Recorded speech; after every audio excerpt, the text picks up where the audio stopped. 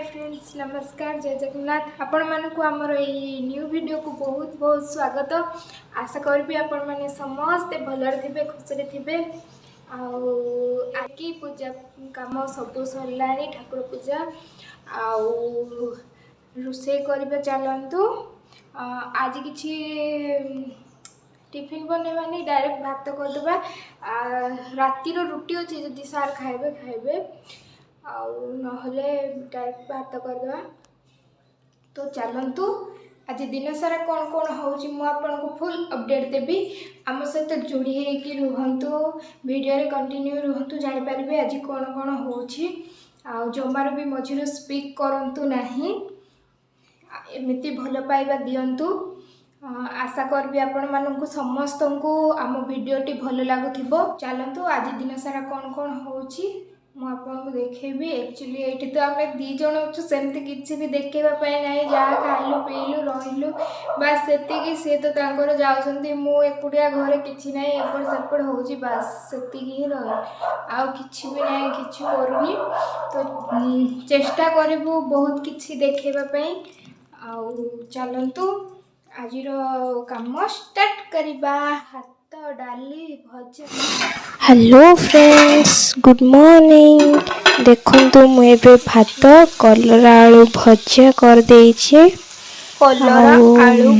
Tiffin रे किछि करि नथली बस चा बिस्किट खाई देइथिले। एठी कखारु काटिकी रखी देइछि आ सब वेजिटेबल रखिछि काटिबा पे।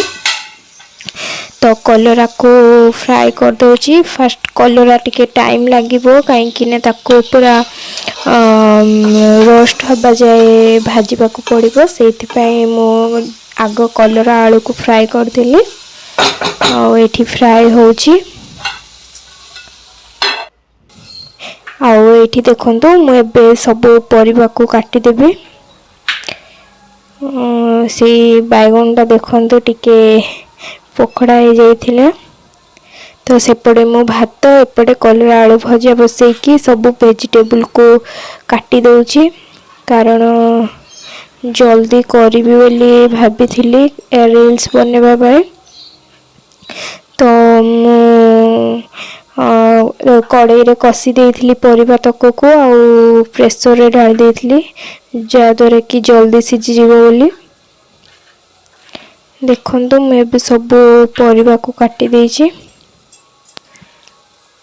सार फ्रेश है कि जल्दी जीवा को बाहर थिले आउ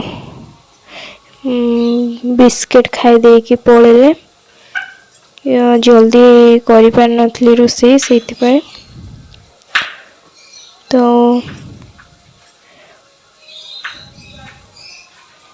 सकाळ उठिबा टिके लेट हो जाउची। बहुत जोर ठंडा लागुची सेति पाए जल्दी उठी होनी।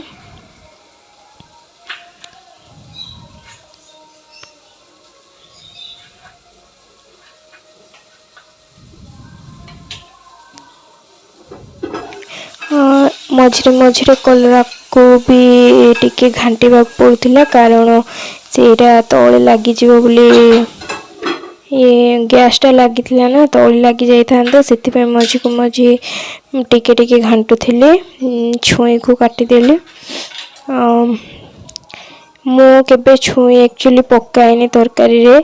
ओडिया घर को जाइथिले आमर एठी रहउचंती बरहमपुर साइड रो से माने से तरकारी छुई पकई थिले।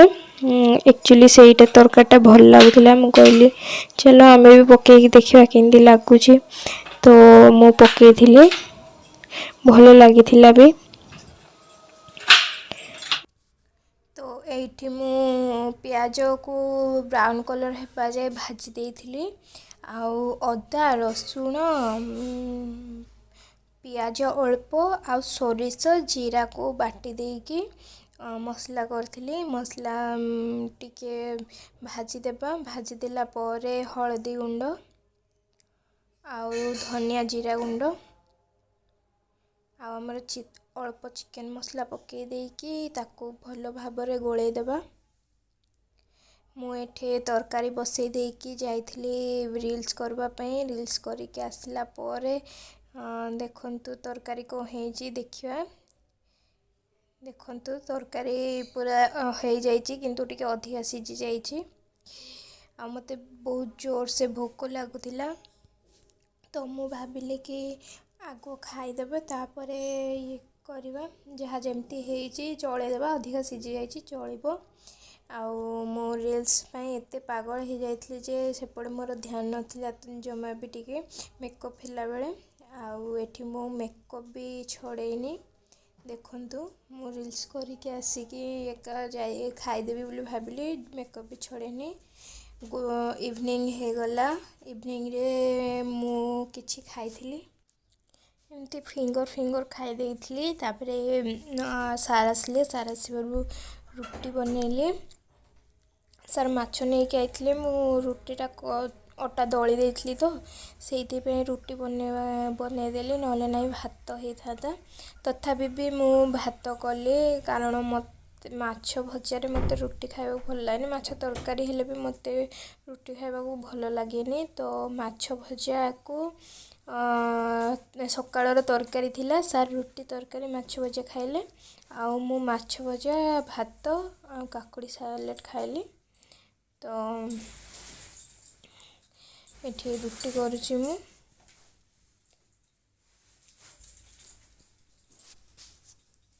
ବେଲିକି ଏପଟେ କରୁଛି। ଯଦି ବେଲିକି ଯଦି କରୁଛି ତାହେଲେ ଠିକ୍ ରହୁଛି, ନହେଲେ ନାଇଁ ରୁଟି ଯେଉଁ ଲାଖି ଲାଖି ଯାଉଛି ବେଲିକି ରଖିଦେଲେ।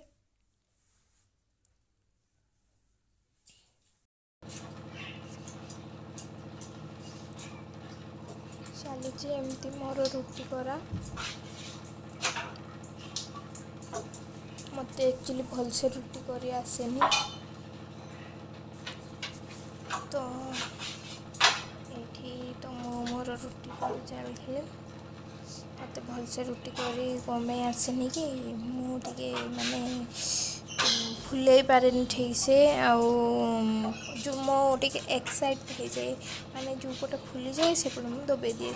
ସେଇ ଦବେଇ ଦେଲେ ସେଇଟା କ'ଣ ହୁଏ ନା ଫାଟିଯାଏ। ଫାଟିଗଲେ ତ ଆଉ ରୁଟି ଫୁଲିବନି ନା, ତ ଏମିତି ହୁଏ। ଆଉ ସବୁବେଳେ ଶୁଣିବାକୁ ପଡ଼େ ଯେ ରୁଟି ଭଲ କରୁନି, ରୁଟି ଭଲ କରୁନି। ସାର୍ ତ ସମସ୍ତଙ୍କୁ କୁହନ୍ତି, ଆଉ ମୁଁ ଏମିତି ଗୋଟେ ଉପରେ ଗୋଟେ ରୁଟି ଦେଇଦେଲି ଆରାମସେ ବି ଫୁଲିଯାଏ ବେଳେବେଳେ। ତ ଏମିତି କରେ।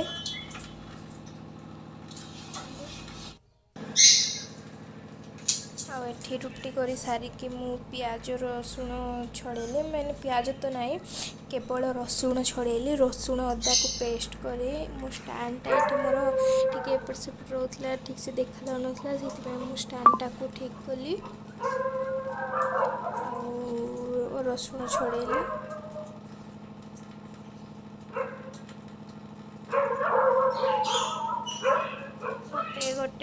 ଗୋଟେ ରସୁଣ ଛଡ଼େଇ କରିବା ଛଡ଼େଇବାକୁ ପଡ଼ିବ। ଟିକେ ବୋରିଂ ଲାଗେ କିନ୍ତୁ ଛଡ଼େଇ ଦିଏ ମୁଁ।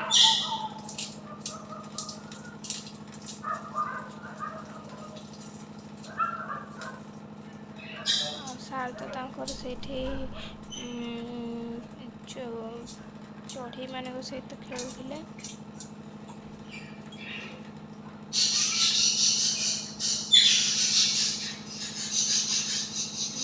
ଏମିତିରେ ବି କିଛି କାମ ତ ନଥିଲା, ତାପରେ କେବଳ ମାଛ ଭଜା କରିଦେଇଥିଲେ ସରିଯାଇଥାନ୍ତା, ଟାଇମ୍ ବି ହେଇନଥିଲା, ସେଥିପାଇଁ ଧୀରେ କରୁଥିଲି ଆଉ।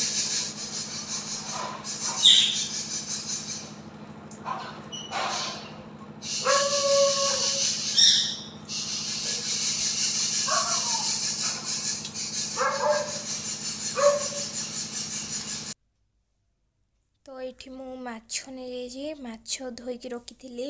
ମାଛ ଧୋଇକି ରଖିଲା ପରେ ସେଇଠି ଅଦା ରସୁଣ ପେଷ୍ଟ ଦେଇଛି। ଦେଖନ୍ତୁ, ଅଦା ରସୁଣ ଆଉ କଞ୍ଚା ଲଙ୍କା। ତାପରେ ମୁଁ ଏଠି ଧନିଆ ଆଉ ଜିରା ମିକ୍ସ ପାଉଡ଼ରଟା ଦେଇଛି। ଟିକେ ଲଙ୍କାଗୁଣ୍ଡ ଆଉ ଆମର ବହୁତ କମ୍ ଦେଇଛି ଆମର କ'ଣ କି ଚିକେନ୍ ମସଲା ଗୁଣ୍ଡ। ସେତିକି ହିଁ ଦେଲି। ଆଉ ଲୁଣ ଦେଇଦେଇଛି ଏଇଠି ମୁଁ ଦେଖନ୍ତୁ ଲୁଣ ସ୍ୱାଦ ଅନୁସାରେ। କେତେ କ'ଣ ଲାଗିବ ମୁଁ ଭାବି ପାରୁନଥିଲି, ସେଇଥିପାଇଁ 3-4 ଥର ଲୁଣ ପକେଇଲି ଅଳ୍ପ ଅଳ୍ପ କରିକି। ଦେଖନ୍ତୁ ଏଇଠି ମୁଁ ଅଳ୍ପ ପକେଇ ଦେଇଛି ଆମର କର୍ଣ୍ଣଫ୍ଲାୱାର ପାଉଡ଼ର। ଆଉ ଟିକେ ମସଲା ଲାଗିଥିଲା ସେଇଟାକୁ ବି ପକେଇଦେଲି। ୟାକୁ ଭଲ ଭାବରେ ଏବେ ମିକ୍ସ କରିନେବା। ସବୁ ମସଲାକୁ ମାଛରେ ଦେଇକି ପୁରା ଭଲ ଭାବରେ ମିକ୍ସ କରିଦେବା। ମିକ୍ସ କରିଦେଲା ପରେ ଫ୍ରାଏ କରିବା। ମିକ୍ସ କରିବା, ଟିକେ ମସଲାଟା ଭଲସେ ମିକ୍ସ ହେଲେ ଟିକେ ଭଲ ଲାଗିବ, କାହିଁକିନା ମାନେ ଭିତରକୁ ମସଲାଟା ଯାଉନି ନା, ସେଇଥିପାଇଁ ଟିକେ ଭଲସେ ଉପରେ ମିକ୍ସ ହେବ। ତାପରେ ଯେଉଁ ଆମର ମଝିରେ ମଝିରେ କଟା ହେଇଛି ମାଛଟାକୁ ଟିକେ ଅଳ୍ପ ଅଳ୍ପ ସେଇଥିରେ ଟିକେ ମସଲା ଭଲସେ ଦେଇଦେବା। ଭଲରେ ଦେଲେ ଟିକେ ଭଲ ଲାଗିବ। ତ ଏବେ ମୁଁ ଗ୍ୟାସ୍ ଲଗେଇଦେବି, କାରଣ ପ୍ୟାନ୍ ଗରମ ହେବା ପାଇଁ ଟିକେ ଟାଇମ୍ ଲାଗିବ। ତ ଗ୍ୟାସ୍ ଲଗେଇକି ପ୍ୟାନ୍ ଗରମ କରିଦେବା।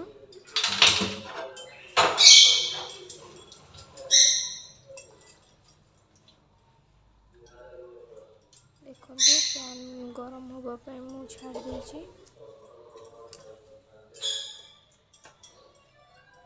ସେ ଯେଉଁ ମଝିରେ ସେଇଥିରେ ମୁଁ ଦେଇଛି ଅଳ୍ପ ଅଳ୍ପ ମସଲା।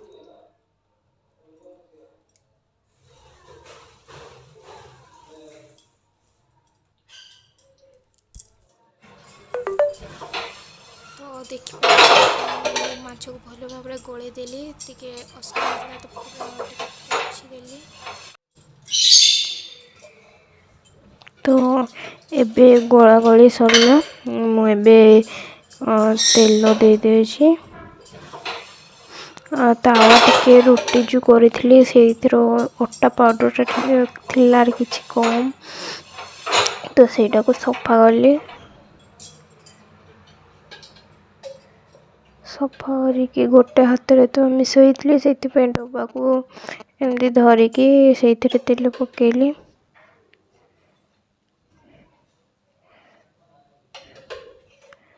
ଦେଖନ୍ତୁ ଏବେ ମୁଁ ତାୱାରେ ତେଲ ଦେଇଦେଉଛି। ତେଲ ଯେତିକି ଦରକାର ସେତିକି ଦେବେ, ନା ଅଧିକ ନା କମ୍ ଦେଲେ ବି ଭଲ ଲାଗିବନି, ଅଧିକ ଦେଲେ ବି ଭଲ ଲାଗିବନି। ଏବେ ତାୱାରେ ଲାଗିବା ପାଇଁ ଆଉ ମାଛ ଟିକେ ଓଲଟେଇ ହେବା ପାଇଁ ବାସ୍ ଦେଇଦିଅନ୍ତୁ। ତାପରେ କିଛି ସମୟ ଫ୍ରାଏ ହେଲା ପରେ ଆଉ ଅଳ୍ପ ଦେଇକି ପୁଣି ଫ୍ରାଏ କରିବେ, ତ ସେଇଟା ଆହୁରି ଟେଷ୍ଟି ଲାଗିଥାଏ। ତ ମୁଁ ଏଠି ତେଲ ପକେଇ ଦେଇଛି ଆଉ ମାଛକୁ ସବୁ ମସଲାରେ କରିଦେଇଛି। ଦେଖନ୍ତୁ ପ୍ୟାନ୍କୁ ଟିକେ ବି ସବୁଆଡ଼େ ତେଲ ଖେଳେଇଦେବା। ତେଲ ସବୁଆଡ଼େ ଖେଳେଇ ଦେଲେ କିଛି ବି ପ୍ରୋବ୍ଲେମ୍ ନାହିଁ, ମାଛ ଭାଙ୍ଗିବାର କୌଣସି ବି ସମ୍ଭାବନା ନାହିଁ। ତ ଏବେ ମାଛକୁ ତାୱାରେ ଦେଇଦେବା। 2ଟା ହିଁ ମାଛ ଫ୍ରାଏ କରିବି।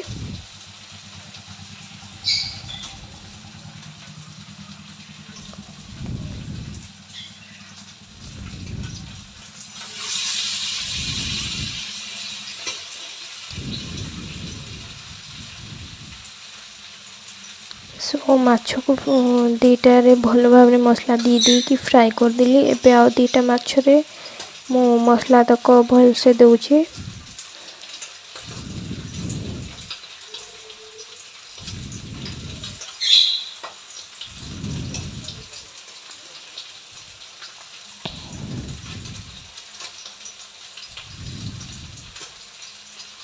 ତ ଦେଖନ୍ତୁ ସବୁ ମସଲାକୁ ଦେଇଦେଲି। ତ ସେପଟେ ବି ମାଛ ସେପଟେ ହେଇଯାଇଥିଲାଣି, ମୁଁ ଟିକେ ଜାଣିପାରିଲିନି। ତାପରେ ମାଛ ଉପରେ ମୁଁ ଆଉ ଟିକେ ମସଲା ଦେଇଦେଲି, କାରଣ ମାନେ ଏମିତି ବେଳେବେଳେ କ'ଣ ହୁଏ ନା जो आमर माछरू मसला तक सब अलग हो जाए से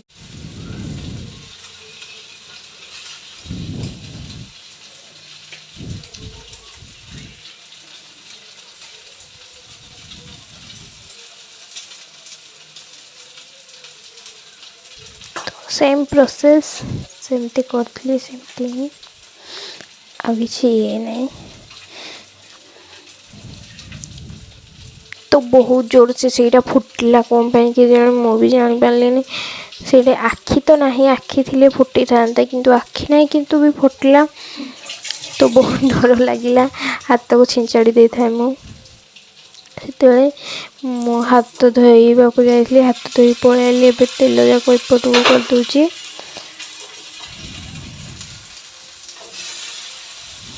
एबे उल्टे दिली माछ को सेम प्रोसेस जमती कहली सेमती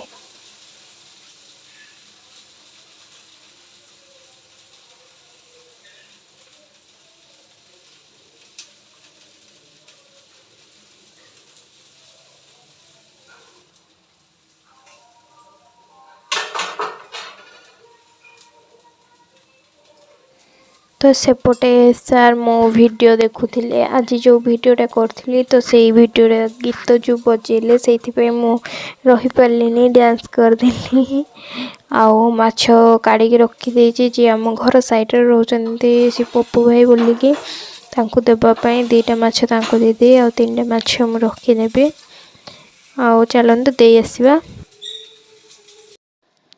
सो ए देखु मो माछ भजा रेडी माछ भजा